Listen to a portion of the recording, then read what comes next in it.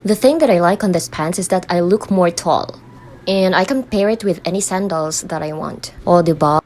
Hi, Mima. I'm really obsessed with these wide leg pants. And I never thought this is what I'm gonna get with my 200 plus pesos wide leg pants na free shipping. At dahil nga showy ako, ipapakita ko sa inyo.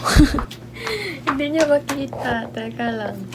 Yung gusto ko talagang ipakita na with sandals para makita niyo talaga yung ganda ng ng bakit pa ito yung masarap-sarap. Ayun, kita niyo ba? Kita niyo? At syempre, walang sumasagot sa akin dahil nanonood lang naman kayo.